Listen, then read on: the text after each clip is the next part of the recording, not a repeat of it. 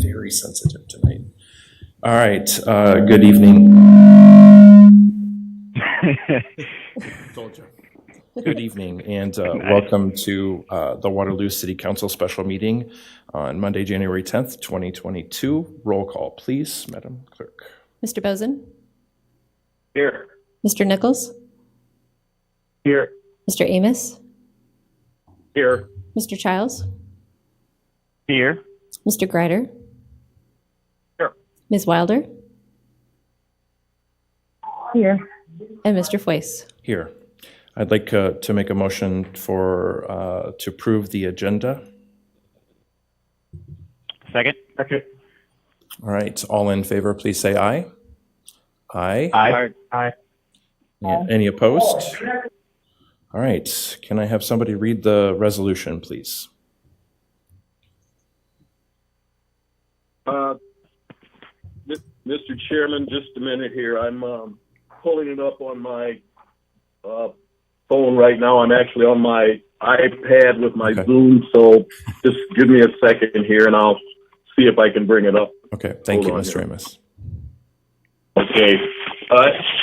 Mr. Chairman, I'd like to make a motion to adopt a resolution approving amendment number 6 to a development agreement and minimum assessment agreement with Central Property Holdings, LLC, raising the minimum assessed value from $2.5 million to $4.0 million for the All Grocers project and authorizing the mayor and city clerk to execute said document.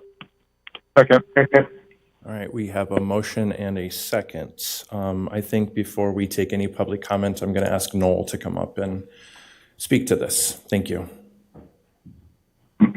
Noel Anderson, Community Planning Development Director. As you may recall, the City of Waterloo approved a development agreement for the All-In Grocery Store back in 2017. Since then, we've had a number of amendments to define the project a little bit more. I see that Mr. Rodney Anderson is on the line for specific questions for the project as well, but they've added in additional businesses with the laundromat and the public space, and as well as going from about an original 18,000 square foot in the original development to about 26,000 square feet now in current plans. So the project has increased in size, so they're requesting that the minimum assessed value be raised to reflect that new value. Okay, thank you, Mr. Anderson. I know we have some people online and out in the audience. Do we have any public comments? Anybody on Zoom? Oh, we have somebody coming up. All right, please state your name and address for the record, and you get 3 minutes. Sure. My name is Jeff Jacoby, 1207 Williston Avenue. The reason why I'm speaking today is I have some concerns with the recent developments in regard to this project. As was stated, this was originally started in 2017. We are now into 2022, which is quite a length of time. I understand there's been a number of difficulties that have been presented. However, very concerned that this is the 6th amendment to this agreement here. And, also the nature of what is the special session. We had 5 years essentially going about this, and now we're putting a special session in on the Friday before this meeting to push through this increase to $4 million. What is, I guess, my concern is why are we pushing this forward so quickly, considering it's taken about 5 years almost for us to get to this point where we still do not have a business started. I would say at the beginning of this project, I was all in. At this point, as a citizen of this city, I'm all out. How many amendments does it take for us to finalize these details and push it through? I myself, I understand the supply chain issues. I am very involved in supply chain personally and professionally with my what I do for a living. And 6 amendments to a contract, that's pretty substantial. Now, maybe from a government standpoint, that's pretty commonplace, but it's the first I've ever heard of one of this magnitude. Thank you. Thank you.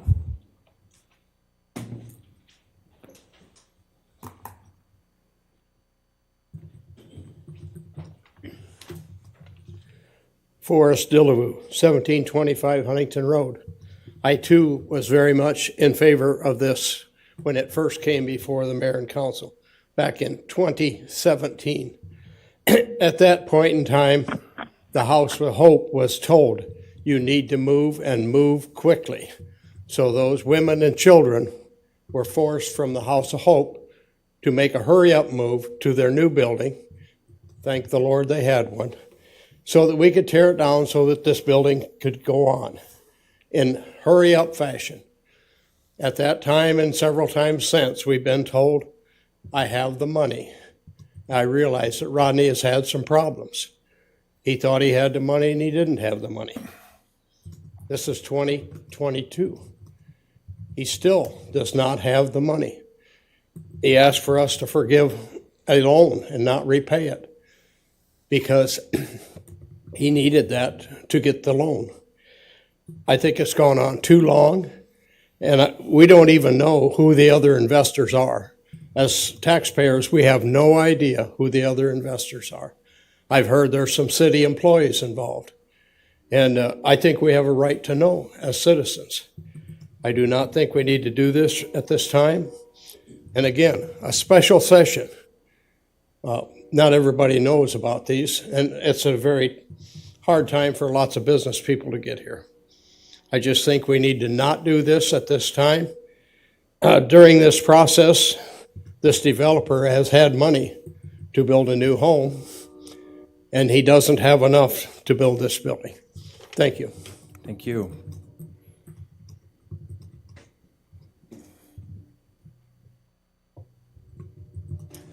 Todd Oberdahl, 124 Amity Drive. I would like to reiterate the concern that this is a special session. Not only is it a special session, it's being held at 5 o'clock as opposed to the usual time of 5:30. As Mr. Dillevue mentioned, not everybody knows about this. And now for anybody that's watching at this odd time, you are seeing the entire attendance at this meeting by the public has come up to the podium. 3 people have come up to the podium for this. I don't know what was so important that a special session had to be called on this with a notice given on Friday for it. I do have some questions about this project in general outside of this. Even if the assessed value is raised to $4 million, I would like to know how much money the city has spent on this project. I would also like to know how much money the city will take in city taxes on a $4 million project. State law requires that any monies that's spent by the city to incentivize, to assist in these developments must be recouped within 5 years of taxation following the completion of the project. And that taxation must be at that minimum assessed value. That minimum assessed value of $4 million, how much is that going to generate? I think that's going to be probably, if I do my math very quickly in my head here, it's going to be something around a few $100,000 maybe. How much money has been spent on this project? For the amount of money that goes into it, has to have an assessed value much higher than this, and the developers have to be willing to pay those taxes on it to get back the money that was put into it. This is a requirement of state code. This isn't something that we can finagle around. When I asked about this a couple years ago, I was given a letter from an attorney across the street by doing some mental gymnastics saying, yes, the city bought the House of Hope. Yes, the city tore down the House of Hope. Yes, the city bought some additional property. Yes, the city spent this money on this. But by the time the city got done spending the money, the value of the property that Mr. Anderson and company were getting was just $1. So that's all he has to get back. Is $1. These things were all done, unless I'm willing to be corrected on this, these things were all done in pursuit of this grocery store for Mr. Anderson and Mr. Dunn. All these expenses were put for that. If they weren't put for that, then my question is, when was this property put up for open bid? When was it put out to the public for a bid? These expenses cannot be written off as to devaluing the property in order to make the numbers work. This special session to raise the minimum value to $4 million, I see no reason why it had to happen in special session. This is something that the entire community should be involved in, and not just 3 people that happen to see it. Thank you. Thank you, Mr. Oberdahl.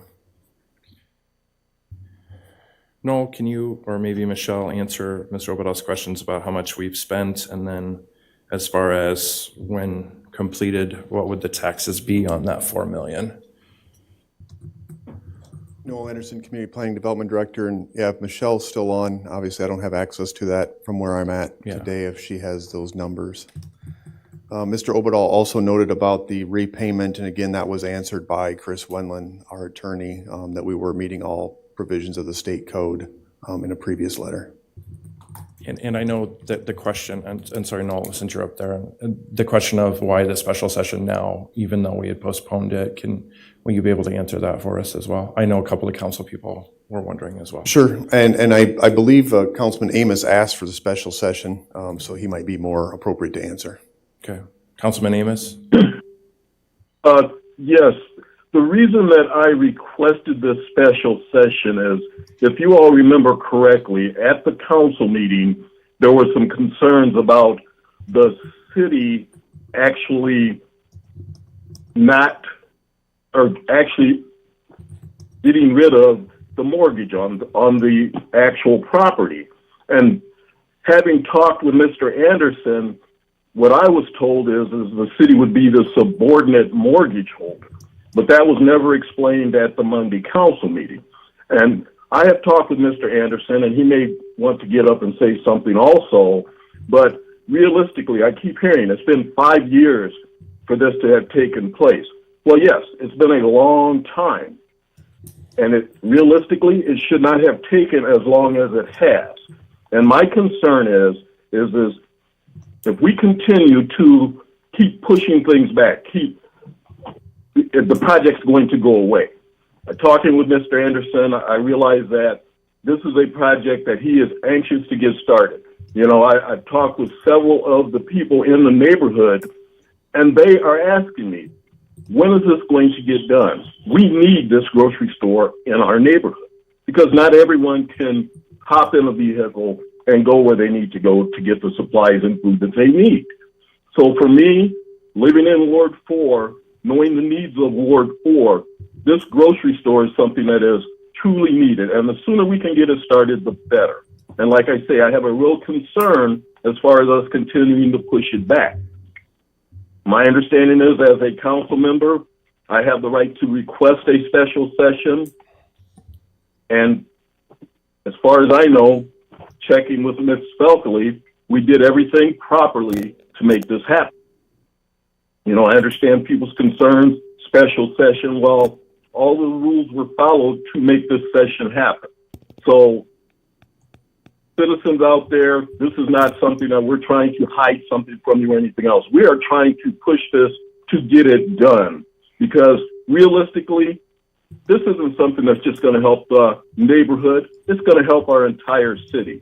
You talk about the tax value, those types of things. Okay, for me, I understand those concerns, but if we are taking a property and assessing it from $2 million to $4 million, we are going to increase the amount of dollars that come into the coffers. For me, it's a no-brainer. This grocery store is needed, and it will benefit our community. Thank you, I mean, you bet. No, thank you, Councilman Amos. There are no further, we have somebody on the, Michelle, sorry, Michelle, I didn't see it. This is Michelle Wiedner, Chief Financial Officer, and I don't know, my video disappeared somehow, but I wanted to address a couple things. I know there's been questions about the mortgage language, and I wanted to clarify, we placed a mortgage on the property as a lien so that it couldn't be disposed of without building the building that we wanted to have built. So we did not pay anything off. We did not forgive anything. They asked us to release a lien so that the financing could go through. And council elected to postpone that. So tonight we're not asking that anymore. It's going to be subordinated, which is very normal for the city to do. So we will still have the lien on the property. I just wanted to make that clear. And there was another question about the taxes. they should be about $144,000 a year, based on a $4 million minimum assessment. Wonderful. Thank you. Chris, did I miss anybody else? No. Okay. All right. Council, any questions? Mr. Chair. Mr. Greider first. Yeah, I have a couple questions, and it can be for Michelle, it can be for Noel, it can be for Mr. Anderson, the developer. So I just want to make sure that I understand this. If we assess this property at $4 million, we will get more taxes than what we were originally going to assess it at? Am I correct in that? Noel is shaking his head yes. Yeah, and Michelle is seconding that. Okay. Okay. So let's say, because some people want to accuse the developer of a variety of things, and that's on, that's on them. They want to do that. What happens to any of that property in terms of the city's financial responsibility or tax base if, let's say, Mr. Anderson says, I'm going to wash my hands of this, I'm not going to do this, not saying that he is, what happens in terms of, from our side, from the city perspective, if this does not happen?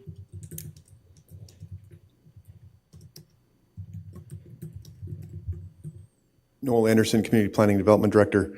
So the development agreement itself has reversionary language in it that if the project is not carried out as described in the development agreement, then the city has the ability to go after past grants, obviously not grant rebates and things of that nature. So we definitely have the ability to go after the property and all that if for some reason Mr. Rodney Anderson were not to proceed with the project or only half build it and then walk away or something of that nature. So we still have reversionary language.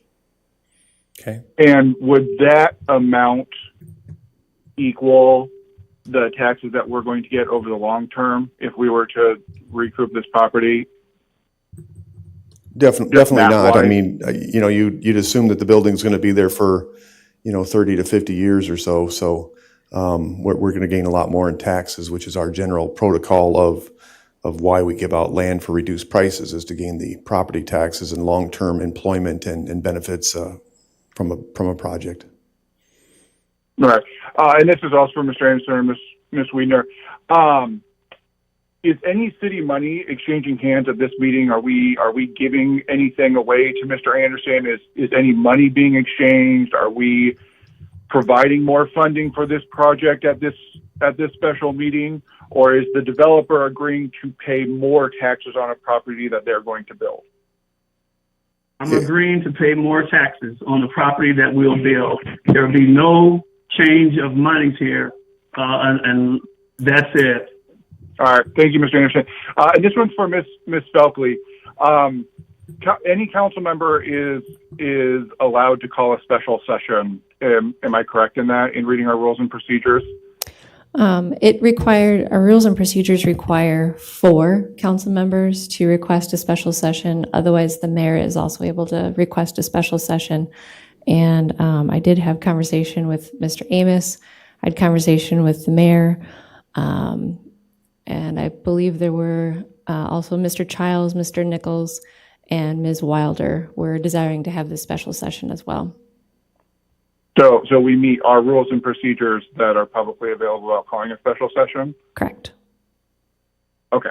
And it's a Monday, and I know that we don't have meetings every Monday, but if this were a Monday where we had council meetings, we as a council would have some sort of business around the 5 o'clock hour. Is that not correct? Typically a finance meeting?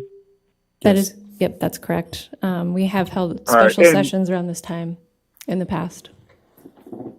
Sure. And it's also typical. What is the time requirement that we need to meet in order to publicly disseminate this information? Were we under it? Were we trying to hide anything by publishing it on a Friday afternoon? No, we followed the state law requirements for publishing notice of a public meeting. Okay. Well, I just wanted to be clear, Mr. Chair, because there's a lot of innuendo and sort of things that float around on the internet. And we all know that the internet is full of things that aren't true, and that internet personalities don't necessarily always have the truth in mind. So I just want to make sure that we are on the up and up on this, and the fact that the developer has come to us and is asked to pay more taxes, which I will note many citizens have asked us to work on the tax burden. So having businesses pay more taxes helps us achieve that goal. Council members who represent the city, including the specific wards where this happened, wanted to call a special session, which we followed the rules and procedures. And this is happening at a time when we regularly conduct city business. So I just want to make sure that we're clear that nothing's being hidden, that nothing is, no wool's being pulled over anyone's eyes, that we are simply trying to do the best with a situation that I think we all agree we wish it happened about 4.5 years ago. But, you know, I can't change the past, nor can any of us. And so here is where we are at. No money is changing hands. Everything is being done by the book, by state law, and the developer is asking to pay more taxes to the city of Waterloo. So I just want to make that clear. Thank you, Mr. Chair. Thank you, Mr. Greider. Mr. Boson, did I hear you after Mr. Greider? I did. I'll try to keep it brief and under 3 minutes. I had a question. I understand Mr. Amos's passion for wanting to speed this along, but I'm still at a loss on why this couldn't have waited until our regular meeting next week, number one. Now, I appreciate the fact that Mr. Anderson wants to pay more taxes, but I would hope that there's another reason that he's formally requesting to have the assessed value raised to $4 million from the $2.5 million. And what the public needs to understand today is that we can throw out $140,000 a year. That's what the business is going to bring in property taxes. But for the first 10 years, they're going to pay $28,000 of that because they have a 10-year tax abatement at 80%. So the payback is a little farther out than we anticipated. But can someone explain to me just briefly on the urgency, because the store is not going to get built a week sooner, that we had to push this meeting 1 week. We couldn't wait for the next council meeting, number one. And there has to be another reason for Mr. Anderson. I appreciate the fact that he's willing to pay the extra property tax on $4 million instead of 2.5, but majority of developers don't come to us and ask to pay more property taxes. So is there another reason that based on financing of the project, trying to get the maximum amount of loan that you can get towards this project as one of the reasons that we're raising the assessed value? Plus the fact that Mr. Noel Anderson was answered all my questions. He did a really great job last week. He sent me a spreadsheet on Mr. Rodney Anderson's price increases since 2017 with the contractors and that, and they're substantial. They're over $800,000 just in contracting costs.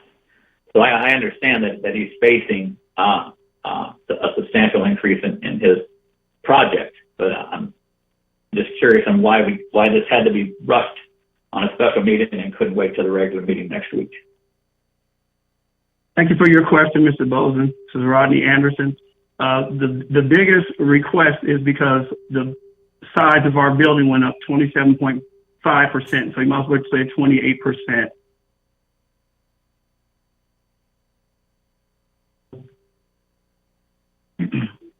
For the assessed value, Mr. Anderson, sorry, I just want to make sure. 28% Okay. Square footage Okay. on our building, Okay. on the entire project. Okay. Mr. And Amos, it's not did that you want to pay. Sorry, Oh, go ahead. I'm sorry. My apologies. No. And it's not that you want to. It's not that you want to pay more taxes. No one wants to pay more taxes, but I was raised to pay your fair share. But I was also raised to know, like, if you're got something that's more increased, as a businessman, you want all of the money that you can get as far as your properties, you know. And the second thing is, I just like to add, Mr. Dillaboo was saying basically about, making the House of Hope leave. No one ever made the House of Hope leave. That statement is not true. That's all I have. Thank you. Thank you. Mr. Amos, did you want to clarify anything further, or are you comfortable with the statements that you made about calling the special session?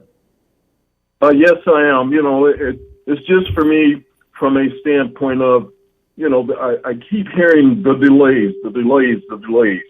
And yes, it is just a week, but for me, you know, I do have a passion, like Councilman Bozen said, but that passion is there because I have seen time after time developments on the north end of town not happen for various reasons.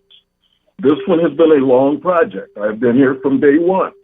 And for me, I had the right to call that session. I did. I had the support to do it. So that's why I did it. Thank you, Mr. Amos. Any other council? Mr. Mayor Pro Tem, if I may. Mr. Childs, yes. Yes. So I've had numerous phone calls about this property and about what exactly is happening at this particular council meeting. So I will say that we've had enough time for citizens to know what's going on, because I've received those calls. And, you know, we always start out the call with a misunderstanding. They may not understand why we're having this meeting or what is it particularly about. But once I've had the chance to explain that this is not any money changing hands, this is simply accelerating the process so that it's off our backs and we can make sure that this gets done. All the citizens have been happy with that answer because they want to see this building built. So I don't think it really matters if we do it now or if we do it next week, because the result will be the same. We're getting this completed. But I will say that I am happy that we took care and cleared up the revisionary language to make sure that the citizens understand that there is no money changing hands. We are not eliminating any mortgage. We are still protected. Thank you. Thank you. If I could add to Mr. Childs, I know Mr. Bolson said a week wouldn't make a difference. A week on building the building, it would not make a difference. But a week would financing the building would, because you don't want your items to go up as far as your steel costs and everything else. So if you wait another week, it could be more cost when it comes to that. Thank you. You're welcome. Okay. Any other council? All right. Mr. Chair, Yeah, go ahead, Councilperson Nichols. just also wanted to kind of chime in on, you know, in the last meetings, the kind of reason why, at least my reason why voting no to pass the last resolution was because of that misunderstanding that we were going to be releasing the mortgage, and my concerns were that we didn't have any security after that, similar to what Councilman Bozen had. But throughout last week, we were able to get clarification that, in fact, the development agreement doesn't require us to release the mortgage. We didn't need to release the mortgage. We just needed to subordinate subordinate and order the mortgage. So once we were able to understand that part and the fact that we still do have our security for both grants that we have provided, I felt that it was, again, timeliness of financing made it important to have the special session to move this project forward, because everybody keeps saying, why isn't it done yet? Well, we don't need to continue to slow down the process now that we have our clarification and we have comfort that we do have security on our investment. Okay, thank you. Last time, anybody else? Okay. All right, roll call vote, right? Yep. Mr. Bozen? Yeah. Mr. Nichols? Yes. Mr. Amos? Yes. Mr. Childs? Yes. Mr. Greider? Yes. Ms. Wilder? Yes. And Mr. Foyce? Yes. Can I get? Motion to adjourn. Second. All right, a motion to adjourn. All in favor, please say aye. Aye. Aye. Nay? All right, thank you, everybody, for being here this evening. Thank you.